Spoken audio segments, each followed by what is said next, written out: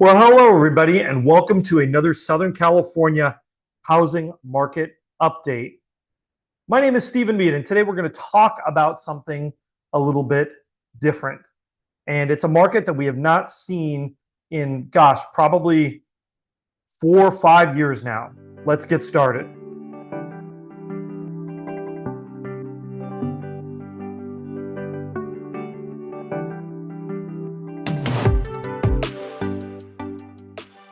Once again, my name is Stephen Meade with Domicile real estate for people who love houses.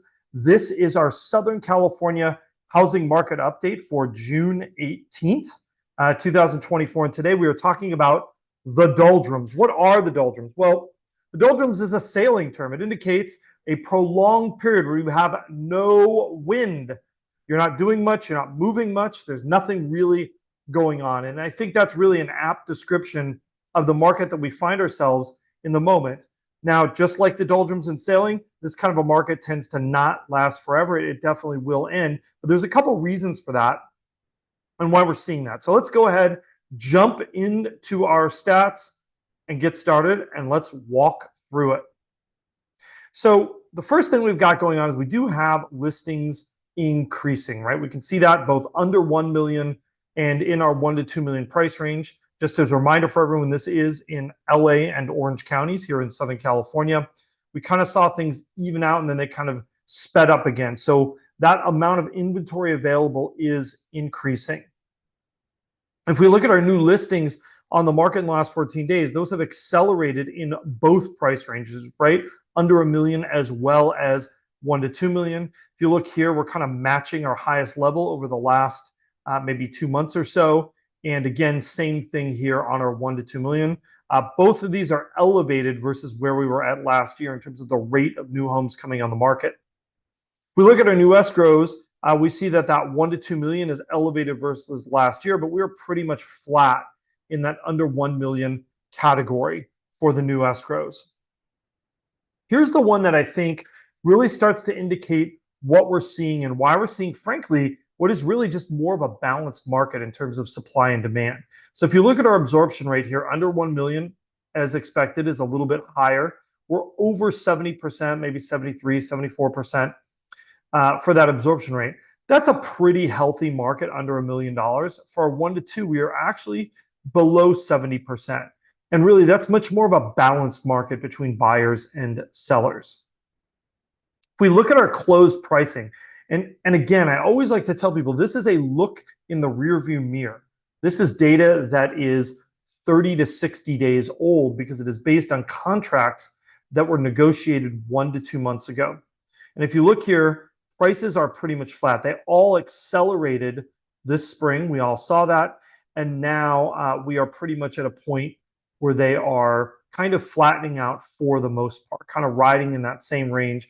Obviously, one of the things I always like to tell people is that your mileage may vary, right? Like this is an average across our marketplace, right? Like this is based on a median, a 25th percentile, 75th percentile. This is aggregating all that data, but in your individual market, neighborhood, or even your particular home, especially if you have something that is unique and desirable, that has some rarity to it, that does not have a replacement home, you might see some differing market dynamics. So if we look at our percent still active after 14 days in the market, that number is kind of interesting, right? Because this number is riding in a very similar range as last year. Under 1 million is a little higher, but we're generally close to kind of the same spot, maybe a little bit weaker versus last year overall. If we look here at our close to list ratio, though, this one is very interesting to me. We're seeing that under 1 million is diving right down to about 100%. This hasn't really seen 100% or right at list price pretty much since last year. We haven't really seen that. We had one little blip down here, but I think that's a real indication, again, of that supply and demand being closer to imbalance. We see something similar happening on this 1 to 2 million, right? We've got properties that are going, in this case, 101% of list price on average, but that is still way down from that high figure. Now, this is the one that I find especially interesting, and that is our days on market for new contracts. So this is not the average days on market for homes across the entire spectrum of homes available. This is taking a look at the houses that have found buyers, right? These are the ones that buyers have entered into contract onto, and that number is actually remaining pretty low. So what does that tell us? Well, that tells us basically that the homes that are actually selling are pretty hot properties, and they're selling just as quickly as they ever were. It's all the other homes that we're seeing are taking longer to sell. Again, those top 20% of listings are getting 80% of the attention from buyers. It is that bottom 80% of listings that are really starting to suffer a little bit. And now if we look at our affordability, right, I think this almost says it all. Two things happening here that are really important. Number one, look quietly over the last couple of months. These rent numbers have been sneaking upwards here on single family homes. Rather steady incline after a long period kind of trending in this range. We're seeing a period, gosh, since over a month now, of these rent numbers going up. And remember, this is rent on single family homes.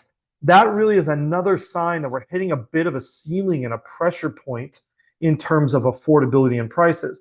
And in terms of our payment index, we actually have to re-index our chart. That one does not even fit on this graph. We're going to have to expand our range in 2 weeks when we see this again. And I think that's another sign, right, of what we're seeing happening in this market. That's resulting in fewer transactions taking place. And then finally, we've got our prevailing mortgage rates. And these are pretty steady when you think about it, right? Like if we go back to a year ago, we're not really that much higher than we were. We're trending right around that 7% level. I think it's going to take some downward movement on this to really jolt that market. Now, there's a couple other things going on, and I'm going to go off share to talk about this. So one of the other things we're seeing is that we have sort of a confluence of market effects going on right now that are contributing to kind of this doldrum effect where not a lot is happening. Number one, we've got an election coming up, and it's starting to get serious. Every year when we are in a presidential election year, there is a certain tentative nature that starts happening with buyers and sellers. They're not sure about the direction of the economy, administration. Do I think any of these things really affect the real estate market in terms of should people be affected by it? No, but psychologically they are affected by it. And we always notice there's this tentative period where people don't want to make decisions either to buy or sell during this period of time. The second thing that we have going on is we are entering that summertime period, right? Kids have just gotten out of school. We got vacations planned. In California, this period of time, and especially towards the end of August as well, and beginning of September, those are actually pretty slow times historically in our real estate market. So we've got that effect happening at the same time. And then finally, again, we've got that narrative on the affordability side. Are we really kind of hitting up into an affordability ceiling and a bit of a limit? And I think we are seeing a little bit of that. So when you combine these three things together, that's why we're ending up with a situation here where supply and demand are roughly in balance on average across a lot of price ranges and market segments.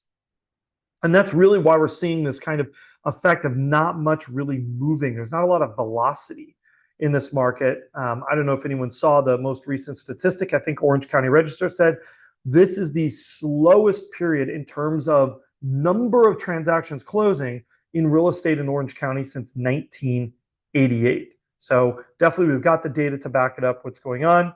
What does this mean if you're a buyer or a seller, right? Well, if you're a seller, I think this means you really need to have your ducks in a row. You need to have a house that is well prepared. You want to be in that top 20% of most desirable listings because those are the ones that are going under contract.